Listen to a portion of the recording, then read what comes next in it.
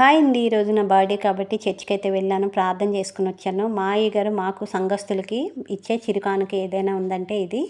ఈ ప్యాకింగ్లో ఏమేమి ఉన్నాయో చూపించేస్తున్నాను. ఫస్ట్ అయితే గ్రీటింగ్ కార్డు, దాంట్లో వాగ్దానం కూడా ఉంటుంది. తర్వాత కేక్, దాంతోపాటు చాక్లెట్స్ కూడా ఉంటాయి, ఒక 5 chocolates and knife and candle, దాన్ని వెలిగించుకోవడానికి ఒక మ్యాచ్ బాక్స్ కూడా ఇచ్చారు.